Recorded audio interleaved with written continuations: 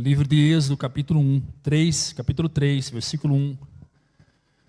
Moisés pastoreava o rebanho do sogro, Jetro, que era sacerdote de Midian. Um dia, levou o rebanho para outro lado do deserto e chegou a Horebe, o monte de Deus. Ali o anjo do Senhor lhe apareceu em uma chama de fogo que saía do meio de uma sarça. Moisés viu que, embora a sarça tivesse em chamas, não era consumida pelo fogo. Moisés então pensou: eu vou me aproximar para ver essa coisa impressionante, porque a sarça não se queima. Quando o Senhor viu que ele se aproximava para observar, Deus o chamou no meio da sarça: Moisés, Moisés. E ele respondeu: aqui estou. Então Deus disse: não se aproxime, tire as sandálias dos pés, pois o lugar em que você está é terra santa. Amém? Sente-se em nome de Jesus Cristo. Aleluias. Amém? Nós estamos diante de um texto que traz um personagem muito conhecido por todos nós, Moisés. Moisés estava vivendo um período de silêncio, irmão. 40 anos em silêncio, pastor Ricardo. 40 anos no deserto, cuidando das ovelhas do seu sogro Jetro. 40 anos no deserto de Midian. Para quem não sabe, Moisés foi criado como príncipe do Egito, educado, um homem influente, mas o tempo foi passando, Moisés mata um egípcio, foge, e Moisés entra num longo período de anonimato e solidão. O príncipe do Egito se torna pastor, do palácio para o deserto. E Deus trabalha assim, queridos. Antes de Deus te dar um cargo, um título, Deus trabalha primeiro o seu caráter. E o deserto de Moisés, e assim como os nossos desertos, ele depura. O que é isso? Ele filtra, ele trata. E com Moisés não foi diferente. E você sabe que quando eu vejo a história de Moisés, e quando eu tento aplicar o texto para os nossos dias, eu vejo que antes de Deus nos exaltar em público, Ele vai nos tratar em privado. É isso que Ele faz, é o que fica claro aqui. Antes dEle nos dar um trono, Ele nos dá um aprisco. E sabe qual é o seu aprisco? Sua família. A sua família é o seu aprisco. Quem sabe o seu relacionamento é o seu aprisco. O trono é a honra. O aprisco é aquilo que Deus te deu para cuidar, e é de lá que sai a honra. Antes de Deus chamar você para algo específico, Deus convoca o seu caráter para ser tratado, para ser moído primeiro, testado, tratado. Aí sim você está pronto para responder o chamado. Aí sim você está pronto para responder o chamado. Então Moisés foi tratado. O príncipe que viveu nas riquezas e luxúrias do deserto, agora está há 40 anos, melhor, no Egito, agora está há 40 anos no deserto, pastoreando ovelhas que não são suas, vivendo uma condição de anônimo, esquecido por muita gente. Mas o deserto não é sinal que Deus se esqueceu. O deserto é a preparação de Deus em relação a você, em relação àquilo que Ele vai fazer através de você. Deus está preparando grandes mulheres para grandes obras que só mulher vai fazer. Não adianta nenhum homem tentar. Deus está preparando adolescentes que só adolescente vai fazer. Não adianta adulto tentar. Mas Deus testa o caráter. Se há consciência, Deus testa o caráter. Deus testa o caráter de um adolescente, Deus testa o caráter de um jovem, Deus testa o caráter de um adulto e Deus testa o caráter de um idoso. Deus testa o caráter do homem e Deus testa o caráter da mulher. E por que Ele testa? Porque Ele tem propósitos. Há um propósito, há um objetivo em preparar você, para que você alcance algo que Ele quer alcançar, mas depende de você. Especificamente de você. Não dá para você jogar a bola, isso não é um jogo. Tó, pega aí contigo. Não funciona, é com você. E quem sabe é uma só pessoa para ser alcançada por você. Você passa a vida inteira uma só pessoa para ser alcançada por você. Ou quem sabe uma cidade. Ou quem sabe uma nação inteira. Foi o caso de John Wesley. Foi o caso de Moody, Billy Graham. Entre centenas de outros homens que foram usados por Deus para alcançar nações. O deserto não é sinal de esquecimento, mas de preparação. E quando Deus silencia, Ele não está ausente, Ele está moldando. Ah, Deus não fala comigo há muito tempo. Você está sendo moldado. Você está sendo lapidado. E é nesse silêncio que aprendemos a ouvir a voz de quem realmente importa ser ouvida. A voz de Deus. Eu disse para uma moça aqui, está aqui com a gente agora, vou falar o nome dela. Eu disse para ela o seguinte: você precisa aprender a não fazer nada. Tem gente que precisa aprender a não fazer nada. Tem gente que precisa aprender a não fazer absolutamente nada. Tem gente que está tão acostumada a fazer alguma coisa que não sabe o que é fazer nada. E muitas vezes o deixar de fazer alguma coisa não é se lançar na improdutividade, não é se lançar no improdutivo, no inútil. Muitas vezes o deixar de fazer alguma coisa é se silenciar para que Deus faça alguma coisa por você no seu lugar.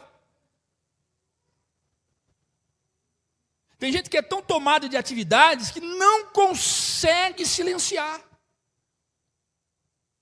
Não, agora eu vou deitar um pouquinho para ver se eu acalmo. A mente está a 1.000.000 por hora, irmão. Está trabalhando num movimento, num loop infinito.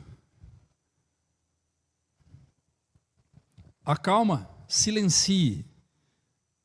Vai lá no banheiro, lava as suas mãos, lava o seu rosto, lava os seus pés, ou toma logo um banho e lava o corpo todo. Deite e diga: hoje eu vou me silenciar no Senhor. Só que tem gente que não consegue. Pega o celular, liga na Jovem Pan News, coloca do lado para ouvir notícia. Não dá. Não dá. Liga a TV para ver Netflix. Também não dá. Tenta tirar um tempo de silêncio, que é o silêncio do deserto. Faça isso por você mesmo, porque é muito melhor do que ter que passar por esse deserto sem querer passar. Faça isso por você mesmo. Silencie a sua alma, silencie o movimento da sua casa. Faça o Senhor. Você não tem menino pequeno? Deixa eu dar uma coisa para você. Isso não é uma justificativa, não. Seu menino não fica acordado 24 horas por dia, 7 dias por semana. E o seu menino também não é um endemoniado para chegar ao ponto de você dizer que a sua vida é perturbada porque a criança é uma perturbada. Me chama que eu vou lá ungir sua casa e expulsar esses demônios.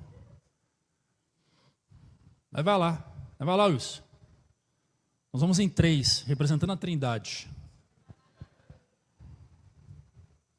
Seu filho é uma benção. Ele não é motivo da sua perturbação, não. Ele não é motivo da sua dor de cabeça.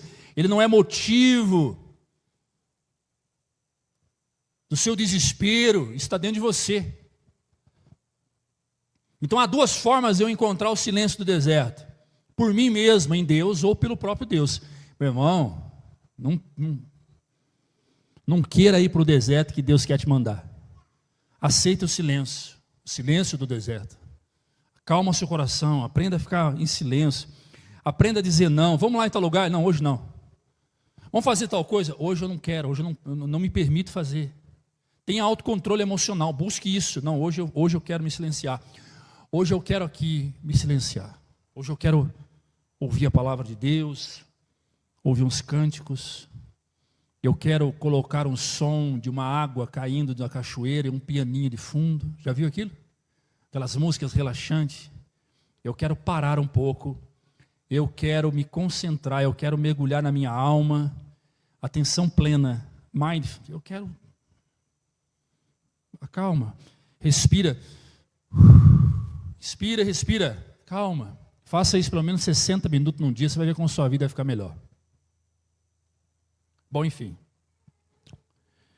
Esse é o contexto. Deus forma líderes longe dos holofotes. Deus molda o homem longe dos holofotes. É no secreto que somos lapidados, irmão. Você está vendo eu aqui bonitão, com esse paletó novo que eu comprei aqui, parcelado no cartão, que nem de crédito nem era meu, e nem meu cartão de crédito é. Tá aí, olha só que bonito, tá vendo? Pois bem, estou bonitão aqui. Ah, mas Deus, você não sabe como é ela no silêncio, lá em casa. Você não tem ideia como que é sozinho. Eu não estou olhando para você cheiroso, bonito aí sentado. Eu não tenho ideia o vale que você está passando, o deserto que você está enfrentando. Eu não tenho ideia. Por isso tome cuidado com os pré-julgamentos. Mas vamos para o texto.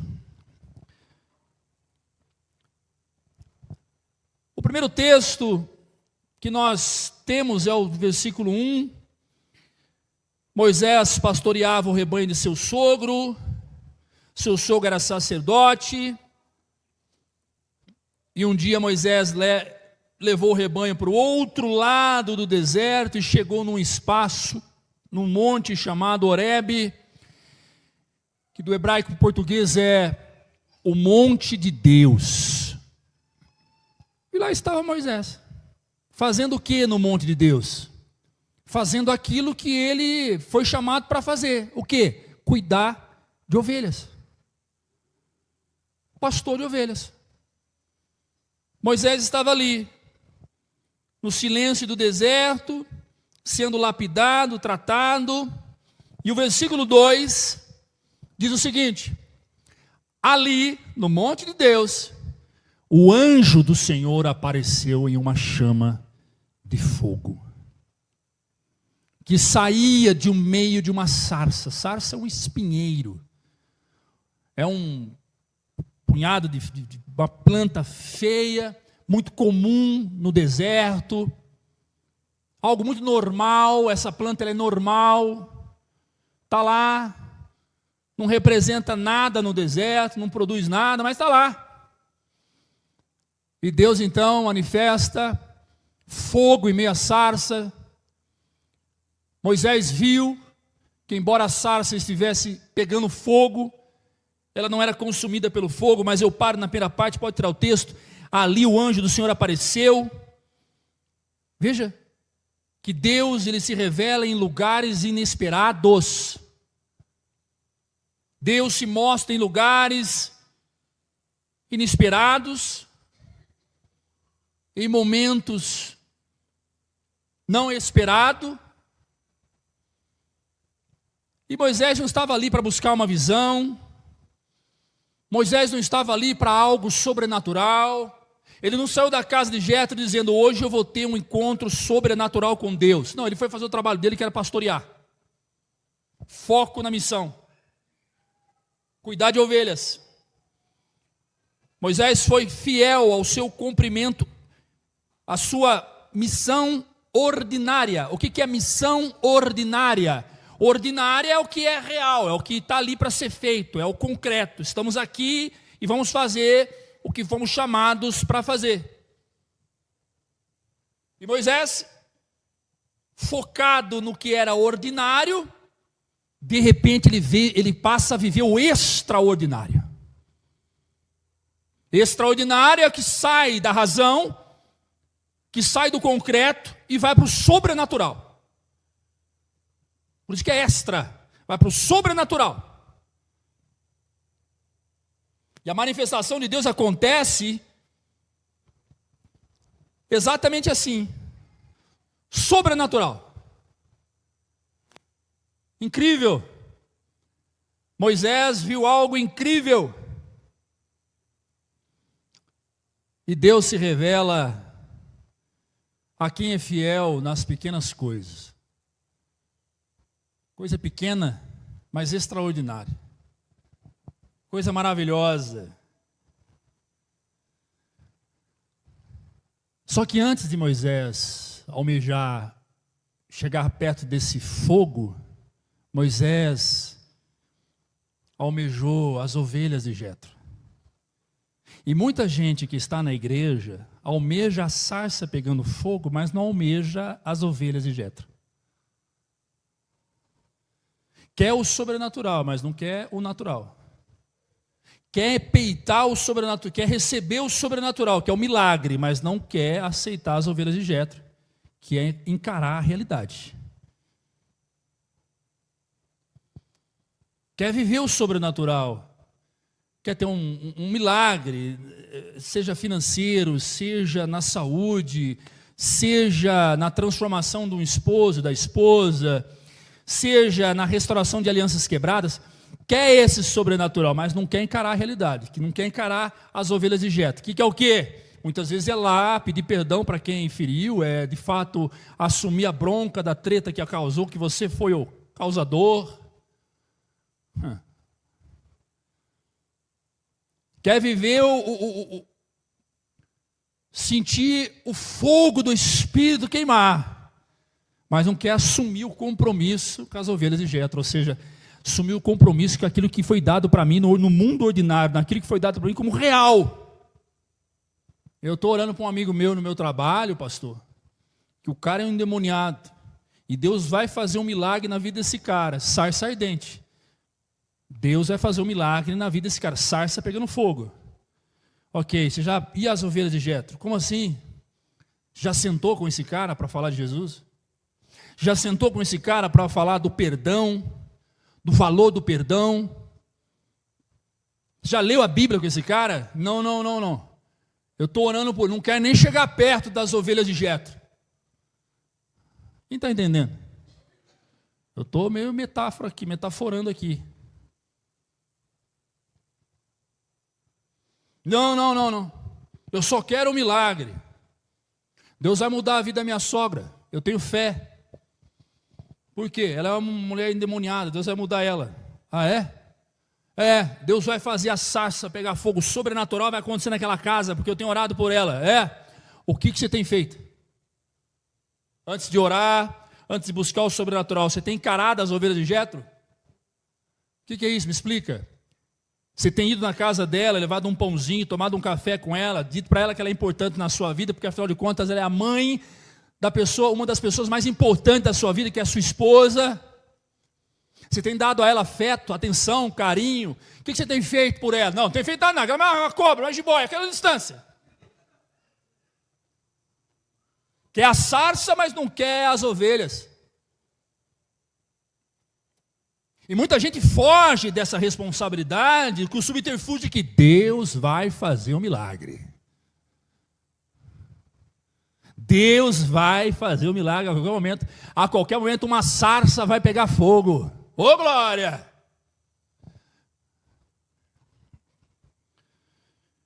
A manifestação de Deus acontece enquanto obedecemos, não enquanto exigimos. Moisés estava no deserto cuidando de ovelhas. Moisés não precisava. Moisés era inteligente. Moisés, alguns biblicistas dizem que ele era engenheiro, matemático, físico. Moisés sabia fazer grana, fazer dinheiro. Moisés poderia trabalhar nos negócios das ovelhas e não no cuidado delas. Moisés poderia ser um construtor de poços, cavador de poços. Naquela época, quem abria poços era rico. Moisés podia ganhar grana abrindo poços. Moisés poderia ter uma vida, pelo menos pareada com a época que ele era príncipe. Moisés poderia se aliar a outros reinos, como um consultor. Mas Moisés foi fazer aquilo que Deus o chamou enquanto ele era príncipe lá no Egito: pastorear a ovelha, cuidar de gente. E ele estava cuidando, ou melhor, cuidar de animais mesmo, literalmente, cuidar de animais, de bicho, que é de fato uma figura da pessoa em si. Por isso que nós somos chamados de ovelhas de Jesus.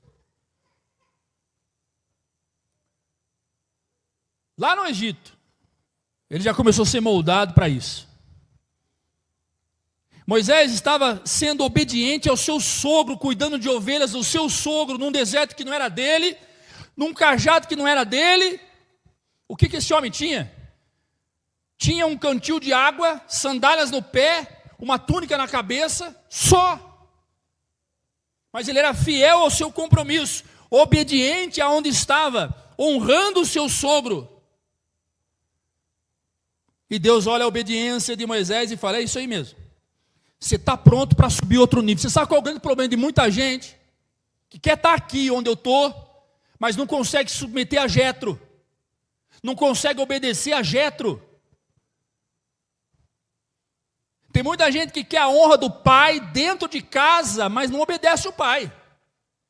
Aí você vai dizer assim para mim: pô, mas domingo passado, inclusive, você soltou um vídeo lá, que nós não temos que obedecer homens, temos que obedecer Jesus. Pois bem, Jesus coloca homens na sua vida para pregar a palavra dele para homens. Eu estou pregando não é para anjo, eu estou pregando para ser humano. Se você não consegue obedecer uma palavra que eu estou pregando para você, quanto mais a palavra que vem direto da voz de Deus, um ser que você não conhece nem vê. Para que Moisés pudesse servir o Deus invisível, ele teve que obedecer o homem invisível usado por Deus. E esse é o grande problema. Tem gente que é autossuficiente, bate no peito e fala: não precisa ser não, estou aqui porque eu quero, na hora que eu não quiser mais eu saio fora. Igreja para mim não falta. Eu ouvi hoje uma situação muito delicada, de uma pessoa que estava aqui, que saiu, foi embora, levou a tropinha, uma família. As oraçõezinhas dele de 30 minutos, que lá não é oraçãozinha. Quero uma igreja que ora pelo menos uma. Pois bem, essa oraçãozinha, se você estiver assistindo aí, ô bichão, essa oraçãozinha de 30 minutos que nós fazemos aqui há 11 anos, foi que cuidou do seu casamento, foi que lapidou a sua alma, foi que tratou você, foi porque você não se separou, não divorciou. Esse cara que está pregando aqui, ó, foi que chorou com você na mesa redonda, foi que brigou pelo seu casamento, foi que lutou por você. Existem muitos Jetros aí, irmão, e existem muitos Moisés. Muitos querem a sarça, poucos querem o rebanho de Jetro. Pois bem, não preciso do pastorinho, não preciso do Wilson, não preciso de ninguém, eu sou autossuficiente, eu não preciso de Jetro. Eu dou conta. Vai lá, bichão. Vai lá, faz. Vai lá, bichona. Vai lá e faz. Quero ver. Quero ver. Vai lá e faça. Você vai ver. A partir de agora, vou montar uma célula na minha casa e vou começar. Comece. Em nome de Jesus, começa logo. Você está atrasado. Você está atrasada. Começa logo. Tem um monte de gente perdendo lá fora. Vai ganhar vidas para Jesus. Ah, meu amigo, vem cá, você não está fazendo nada aqui dentro. Garantia que você tem, que você vai fazer lá fora. Sabe aquele tipo de gente que fala assim: eu vou mudar de Araxá porque, quem sabe, eu indo para outra cidade, as coisas melhoram para mim. Querido, não é o lugar onde você está que te faz mal, é você no lugar. Você pode mudar de cidade, mudar de estado, mudar de país. Se você não mudar, nada muda em sua vida.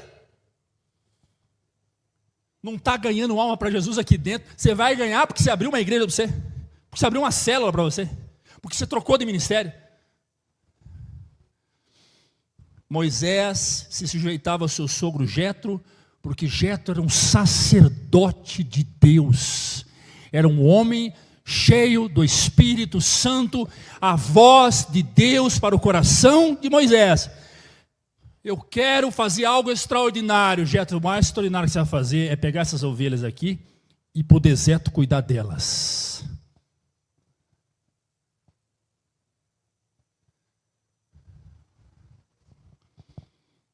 Muitos querem a sarça, mas poucos querem o rebanho de Jetro. E o irmão Luiz falou algo de manhã, que eu quero repetir aqui. O fogo de Deus não desce sobre quem está parado diante da voz de comando de Deus. O fogo de Deus desce para quem está em movimento em resposta à voz de Deus. Primeiro é o seguinte: se é para se mexer, eu vou fazer isso quando Deus mandar. Enquanto Deus não falar, eu vou ficar em silêncio. 40 anos no deserto. 40 anos em silêncio. Imagina quanta gente falou: Moisés, dá para você fazer muita coisa, cara. Há uma profecia aí que você é o cara que vai libertar o povo do Egito lá, e pá, né? Tá um negócio aí, também escândalo isso aí. Você vai libertar o povo lá do Egito, sei lá. Muita gente passou na vida de Moisés. Não. Deus se revela no comum para cumprir na vida do homem o incomum. Ali o anjo do Senhor lhe apareceu. Continuando o texto, no versículo 2, numa chama de fogo que saía do meio de uma sarça. Como eu bem disse, a sarça era um arbusto espinhoso, comum no deserto, nada nobre, nada bonito, nada digno. Mas vem cá,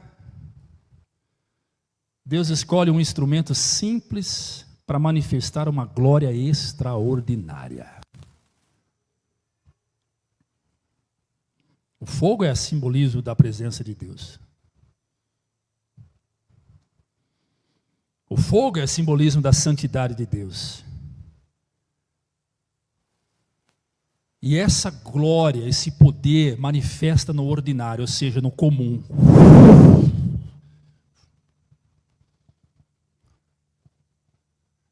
Se coloca no lugar de Moisés. Cuidando das ovelhas, parado. Pensando num monte de coisa. E aí, ei, sai daí, para de brigar. Vai lá, separa uma ovelha da outra, larga, Joana, Roberto, vai para lá. Não é? Só que, ó, separa, aqui, ó, cuidando das... A função dele era essas ovelhas. De repente, ele vira e fala: meu Deus, como é que você reagiria? Jesus amado. É isso que você faria? Meu Deus, e corre.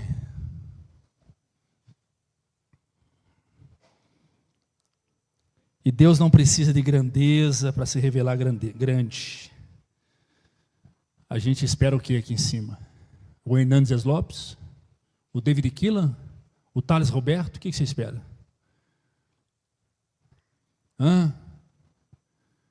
Vamos lá na igreja de baixo, que vai vir um cantor famoso. Vai vir um pregador famoso. Vai vir um missionário famoso. Vamos lá. Porque onde há pessoas famosas, há grandeza de Deus. Mas onde há anônimo, que nem Moisés, nada rola não. A oração é pequenininha, 30 minutos. A palavra é fria, seca, se a igreja não dá uma glória a Deus. É isso aí que saiu daqui. De pessoas ingratas. Que Deus vai te cobrar. Deus há de agir de justiça. Se tem duas coisas que Deus não aceita, é que o justo seja injustiçado e que o injusto se passe por justo. Vamos lá. Deus poderia manifestar a glória dele num ipê pinheiro. Já viu um ipê pinheiro? Já viu cheio de flores? Deus poderia manifestar a glória dele numa cachoeira. Aquela cachoeira maravilhosa, depende do meio. Começa... Você fala: meu Deus, numa montanha em erupção. A glória de Deus se manifesta numa montanha, num vulcão em erupção. Não. Foi para um anônimo, esquecido no deserto, numa sarça inútil, que se tornou útil. Nem sombra aquilo lá causa. É cheio de espinho, que se você deitar embaixo, você se machuca. Deus não precisa de grandeza para revelar sua grandeza. A sarça queima como símbolo de um servo cheio do Espírito Santo. A sarça é a figura do servo cheio do Espírito Santo. É a figura do irmãozinho que chega aqui e ninguém dá nada para esse irmãozinho. Para aquele senhorzinho que sai com a Bíblia debaixo do braço, sozinho para a rua, rumo à igreja. Para aquela irmãzinha que sobe o monte. Para aquele irmão que chega a pé. Para aquela irmãzinha que chega e senta, abre a Bíblia, ninguém dá oi, ninguém olha, porque ela não tem beleza, formosura, não tem nada que chama atenção, não tem segundo grau completo, não tem faculdade.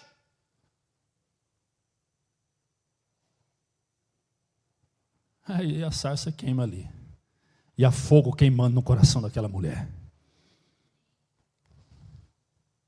Não, eu preciso de diploma, eu preciso de um título, eu preciso usar ternos caros, eu preciso estar em evidência para provar que Deus me usa. Ah, Deus usa coisas simples, Deus usa pequenos, Deus usa o anônimo, só Deus usa quem é obediente, ponto final.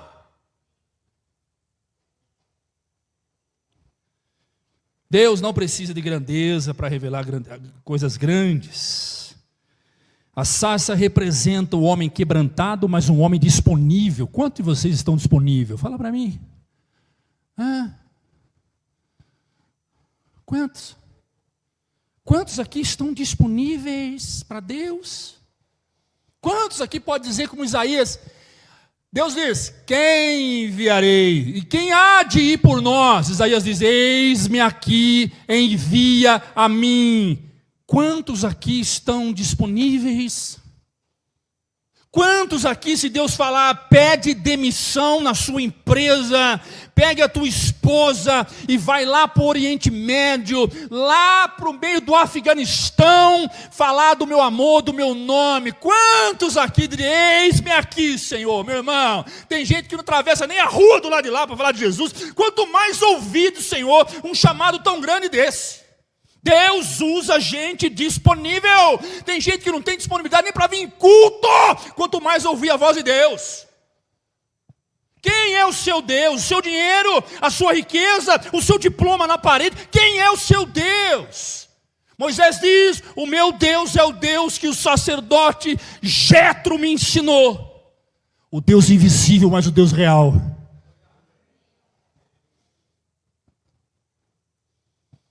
Você sabe por que a minha empresa deu errado? Primeiro, por incompetência minha. Segundo, não necessariamente nessa ordem. Pela vontade de Deus. Porque se tivesse dado certo, eu não estaria aqui. Eu me conheço. Ah, se tivesse dado certo. Ah, se a marca da Protecão Ração explodisse. Bum! É distribuidor em Mato Grosso, Rio de Janeiro, comprando 30, 40 carretas fechadas de ração, eu não estaria aqui. Onde é que você estaria, pastor? Com o pé entre o abismo, provavelmente sem família e sem a glória de Deus na minha vida. Deus faz as coisas certas. Eu me conheço. E enquanto eu prego, tem muita gente dizendo, isso mesmo, fala mesmo, pastor, isso mesmo, né? Mas nada muda na sua vida, negão. Nada muda na sua vida, nega. Não é a primeira vez que você ouve mensagem igual essa. Vai ser apenas mais uma. Glória a Deus. Se Deus falar comigo amanhã, pega a sua esposa, pega as suas duas filhas, larga essa igreja para o mundo fulano e vai embora para Perdizes, que é aqui do lado. Eu vou. Eu vou. Se Deus vai para a Índia, eu me junto aqui, nós levamos uma grana, nós vamos para a Índia, eu e a Sueli, e minhas meninas vão para a Índia. O grande engano de quem não me conhece é achar que eu estou preso nisso aqui por causa de alguma coisa aqui. Por causa disso aqui. Por causa disso. Eu estou aqui por causa de Jesus. O Jesus que me ama, tem cuidado de mim, e me livrou das armadilhas de mim mesmo e do diabo. O Jetro falou, eu me conheço. Ou melhor, o Moisés disse, eu me conheço. Se eu não fizer a vontade da vontade de Deus, que Deus colocou na vida, eu vou voltar para o Egito. Ô irmão, no meu caso, eu matei uma empresa. No caso de Moisés, ele matou um homem. Pouca gente entendeu. No meu caso, eu matei várias empresas. No caso de Moisés, ele matou um homem. Tanto Moisés quanto eu fomos para o deserto. E no deserto fomos lapidados, trabalhados, e ainda estou sendo moldados.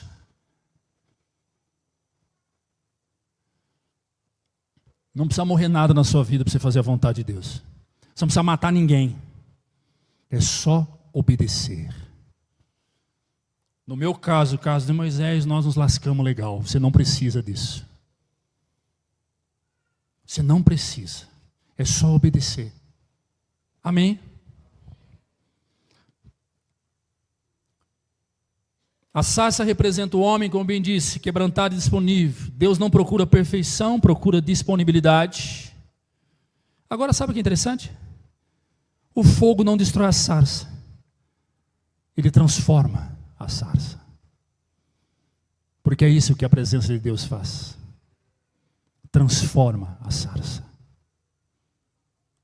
O fogo transforma. Todos aqueles que são cheios do Espírito Santo são usados de tal maneira para transformar qualquer pessoa que chega à sua volta. Assim é de você, querido. Deus quer derramar o fogo do Espírito sobre a sua vida. Deus quer usar você, aonde você estiver. O seu ministério é o seu trabalho. Nós temos aqui gente que trabalha na CBMM, trabalha com chefões, trabalha com líderes, trabalha no chão de fábrica, trabalha operando empilhadeira, trabalha no painel. Deixa eu perguntar, só para o funcionário da CBMM, o que você tem sido lá dentro daquela empresa? O cara top ou o cara cheio do Espírito Santo?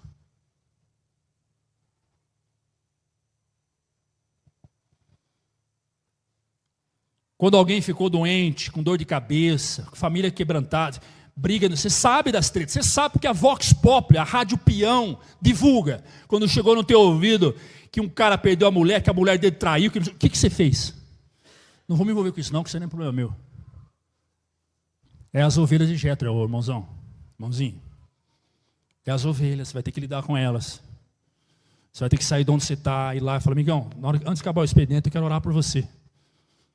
Vamos ali no banheiro, ali naquele hall ali, vou orar para você. Você ora? Oro. Não sabia. Eu sou servo de Jetro. Se posicione na obediência. É o que dá por hoje, não é não?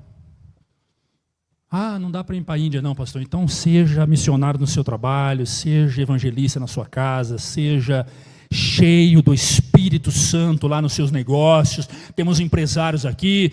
Que tipo de patrão você está sendo? Que tipo de patroa você está sendo? Arrogante, egoísta? O que é que você está sendo? Seja cheio do Espírito Santo. As pessoas olham para você e vê em você a graça e a misericórdia e a bondade de Deus. Não responda com dinheiro. Você quer tó? Você quer tó? Não, eu pago tó. Meu patrão é bonzinho, minha patroa é tão boazinha, me ajuda. Não, seja com o joelho. Vou orar por você. Você tem como me adiantar para mim 5 mil reais? Não tem, não posso. Mas eu posso orar por você. É isso aí. Não substitui graça por serviço. Seja cheio do Espírito Santo. A terceira coisa que acontece aqui está no versículo 3, olha só.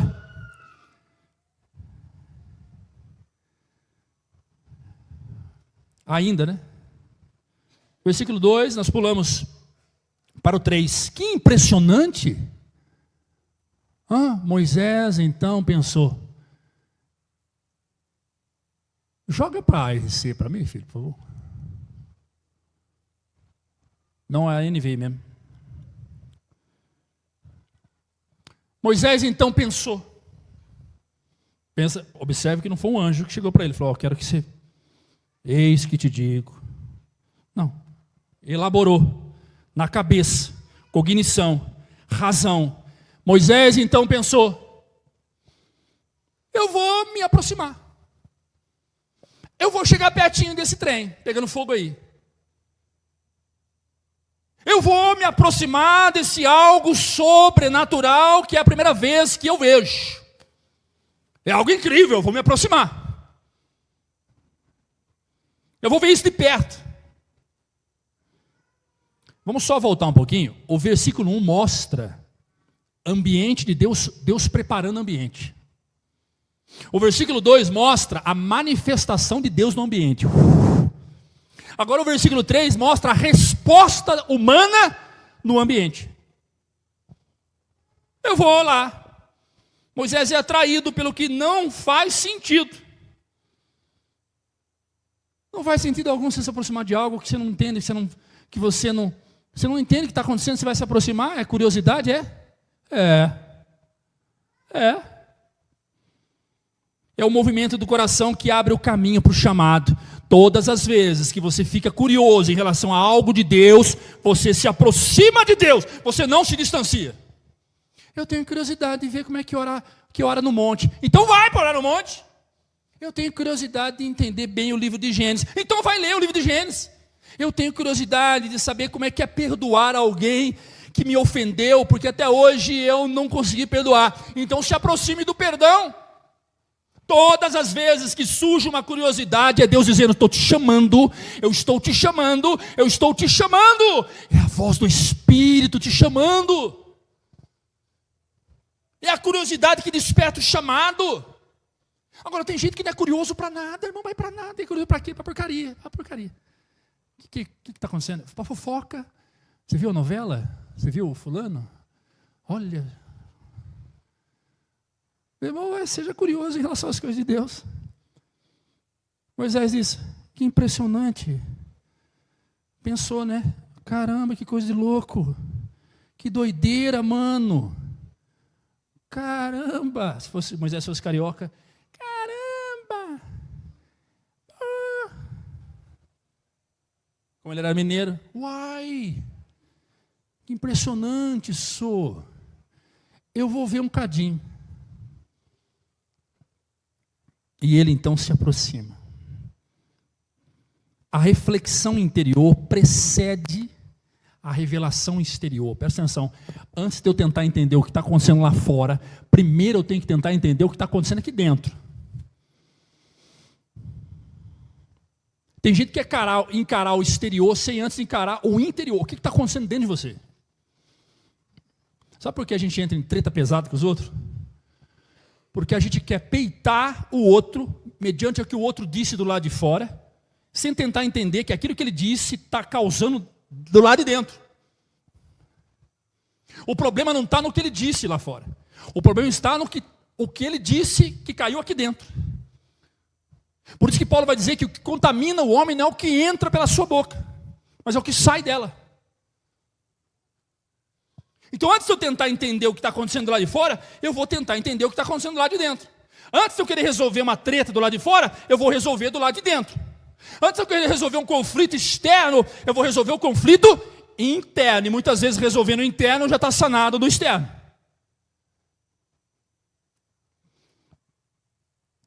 E o texto mostra Moisés pensando antes de agir. Volta o texto, versículo 3. Moisés então pensou. Se você soubesse quanta besteira que eu cometi na minha vida por fazer as coisas com base na emoção. Falar, agir, comprar, assinar. Ele pensou. Moisés pensou antes de agir. Moisés não é dominado pela pressa e nem pela emoção, mas ele é dominado por uma santa curiosidade. Está dentro dele. E essa expressão, que impressionante, Eu vou me aproximar. Alguns textos dizem que que coisa impressionante. Que coisa impressionante. Essa expressão revela um movimento interno do coração de Moisés. Um homem sendo despertado pelo toque de Deus. Que impressionante. Quantas horas você orou de joelho essa semana? Você consegue orar de joelhos? Não é para te fazer ficar mal, fica tranquilão, fica tranquilo. Me faz sentir mal. Toda vez que ele vai pregar, eu não gosto que ele pregue, porque ele sobe lá, ele faz a gente se sentir mal. Eu não faço não, nego. É a Bíblia que faz. Eu não faço não. Não faço não, vai ler Bíblia, vai. Quantas horas você orou de joelho essa semana? Sentado, de pé.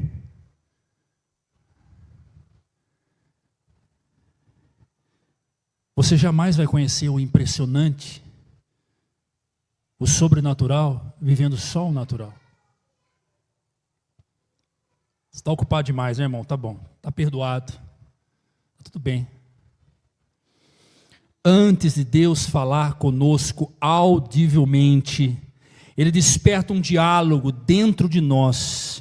E a transformação começa de forma consciente. Deus fala primeiro ao coração para depois falar no meio da sarça.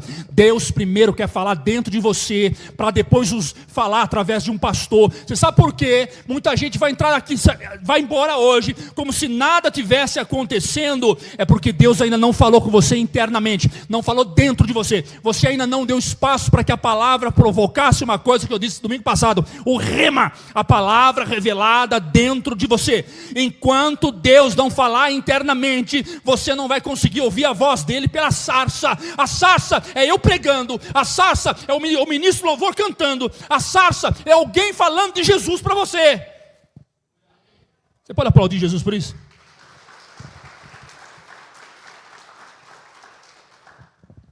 E o chamado de Deus começa com uma inquietação interior. É aquele incômodo santo. Será que há mais do que isso? Moisés estava habituado com o deserto, irmão. Ô irmão, 40 anos no deserto. Moisés conhecia o deserto na palma da mão. Mas de repente uma sarça pegando fogo no meio do deserto. O raio caindo numa árvore. O fogo vai, consome a árvore, acabou. Mas o fogo não consumia a sarça. Muitas vezes Deus usa o incomum para quebrar a rotina de uma alma adormecida. É a vontade de se ajoelhar no meio do dia. É a vontade de chorar no meio da madrugada. E você sabe que isso não é fruto de dor. Você sabe que isso não é fruto do trauma. Você sabe que isso não é preocupação. Você sabe que é algo tocando o seu coração. Você sabe que é algo dizendo, faça isso. É o sobrenatural queimando. É o fogo queimando. É algo te chamando. E você levanta. E você senta no seu sofá e você começa a chorar. E você começa a sentir a graça e a glória de Deus inundando a sua alma. Aleluia. Quantos aqui dentro têm vivido assim? E eu tenho certeza que muitas pessoas aqui têm visto isso, têm sentido isso, têm vivenciado disso em suas casas. Amém? Porque a sarça não queimava. É o que Moisés pergunta, por que ela não queima? Por que ela não queima? Por que a sarça não se queima? Está vendo? Tudo isso é dele, é um movimento interno. Por que não queima? Primeiro, Moisés não entendeu o fenômeno, mas sua pergunta o levou à presença de Deus. Eu vou lá ver. O que está acontecendo? Por que ela não queima? Segundo, Deus não se ofende com perguntas sinceras, né? Se ofende não. Deus, por que o milagre não veio? Queria saber. Por que não veio? Responde para mim, Deus, por que não está acontecendo? Semana no carro, dirigindo, falando, Deus, por que o Senhor não abre as portas? Estou me esforçando, estou... E aquele silêncio. Não quer responder, né? Está bravo? Não está aqui quem perguntou. Não vou discutir contigo. Deus está trabalhando. A curiosidade aqui não é dúvida, a curiosidade aqui é fome espiritual. Fome espiritual. E toda a revelação de Deus começa com uma pergunta. Toda. E eu trago uma aplicação boa aqui, irmãos. O homem maduro espiritualmente é aquele que permite que a dúvida o leve à busca e não ao afastamento. O homem maduro espiritualmente é aquele que permite que a dúvida o leve à busca e não ao afastamento. Moisés poderia correr. Caiu um endemoniado uma vez aqui, 3 irmãos, correu. Eu, hein? Foi embora. Falei, que é isso? Na outra igreja. Ai, meu Deus, não gosto de ver isso. Ai, correu. Isso porque era endemoniado. Imagina se fosse uma sarça pegando fogo.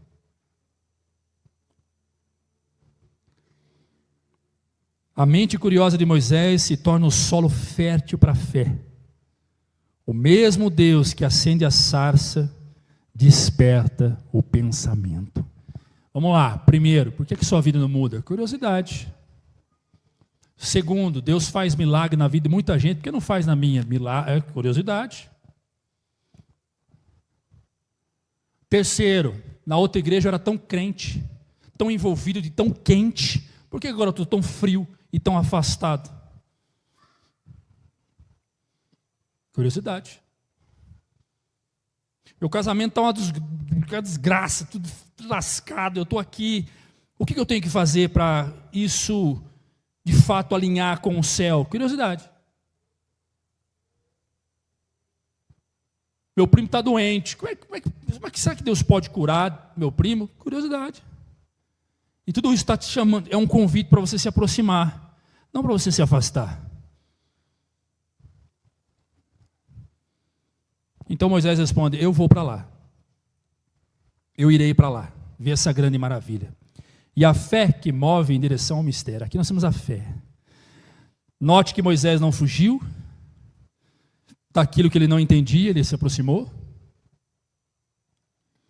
Ele não se assusta com o sobrenatural, ele se dispõe a investigar. E esse é o retrato da fé madura. É aquele que responde à atração divina, ou seja, Deus está chamando, vem, eu vou. Faça, eu faço.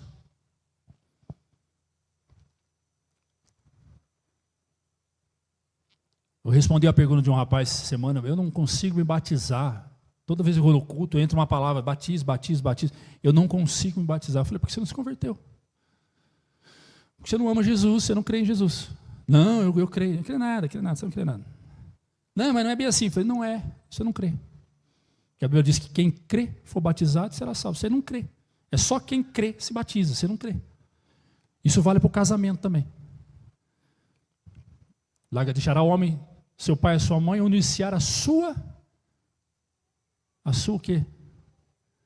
Esposa. E ambos serão uma? Isso é o quê? Casamento. Se você acredita no casamento, você casa. Não fica enrolando sua mulher pro resto da vida. Tem gente que namora 20 anos, 15 anos. Não, vai casar. Não é casa. Você não acredita no casamento. Você não acredita no casamento. Ponto, acabou. É a mesma condição.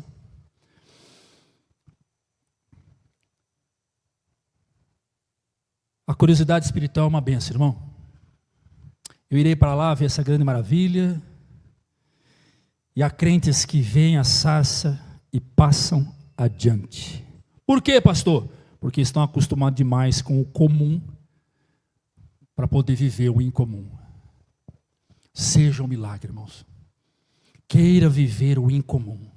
Sai dessa vida rasa de fé. Mergulhe no sobrenatural e comece a viver o sobrenatural. Jó estava na pior fase da vida dele, na vida toda lascada, cheia de ferida, perdeu os filhos, perdeu a casa, perdeu tudo, perdeu os servos, perdeu a riqueza, todo machucado, rasgado, todo rasgado, que se coçava com um caco de telha.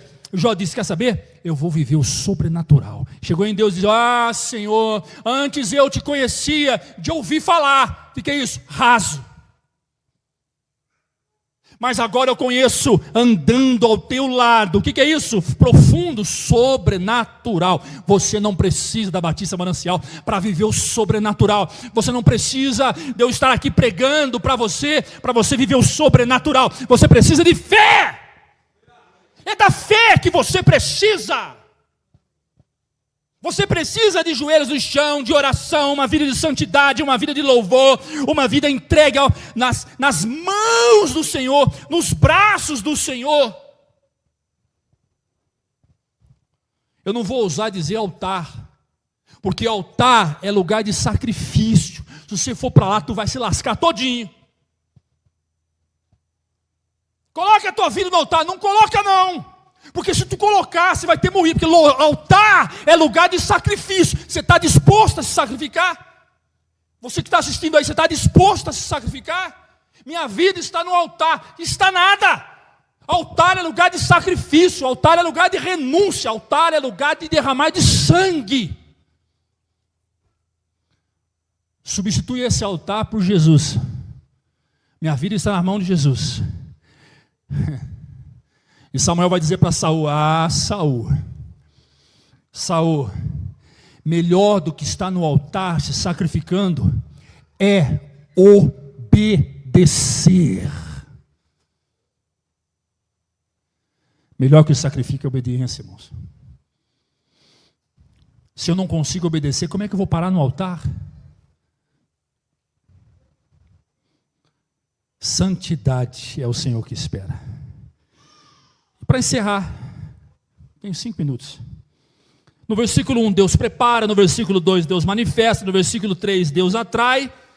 E no versículo 5, Deus santifica. Você pode dar um amém? Quem está aqui, diz glória a Deus.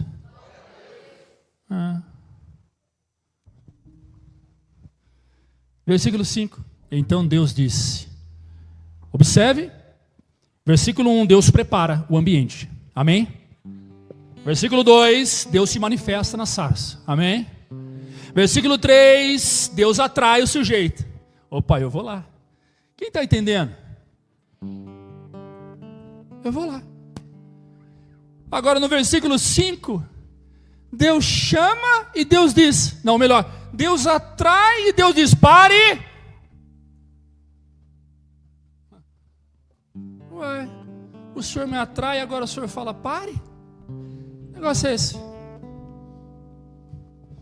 Então Deus disse, versículo 4, Deus atrai. Versículo 5, Deus disse: para de vir, você está vindo muito perto. Ups. Então Deus disse: não se aproxime. Por que Deus atrai e de repente Deus fala: pare, não se aproxime? Santidade. Sem santidade ninguém verá a Deus. Olha lá, santidade. Tire as sandálias dos pés, pois o lugar que você está é terra santa. Presta atenção, Deus fala, em nenhum momento Deus fala assim: você não vai entrar aqui, você não vai pisar aqui. Não. Havia um costume judaico. E todas as vezes que você entrasse no templo ou na casa de um judeu, você tinha que tirar a sandália. Por quê? Porque na sandália você carrega a sujeira do mundo. Todo pó, toda sujeira que está na sandália representa a sujeira do mundo. E Deus está usando aqui uma analogia com isso. Deus está dizendo o seguinte: tira a sua sandália do pé, ou seja, tira toda a imundícia que está em você. Depois você vem. Deixa eu dizer, vem cá, sobrenatural acontece, amém ou não? Amém. Se aproximar do sobrenatural é possível, amém ou não? Amém. Agora, viver esse sobrenatural só para quem entende o que é santidade. Tire a sandália dos pés. O momento em que Moisés ouve, não se aproxima, é o instante em que o homem entra em um novo nível de consciência espiritual. Ele entende que não adianta absolutamente nada a igreja descer, o céu descer na igreja num domingo, ou a igreja subir não adianta absolutamente nada. Eu me arrepiar dos pés à cabeça, eu falar um monte de língua que não tem sentido algum, eu ver anjo correndo para lá e para cá, mas eu não estiver em santidade, não será possível viver tudo isso lá fora depois. Sem santidade não dá. Antes de Deus enviar, Ele ensina o que é reverência. O chamado começa com: não se aproxime.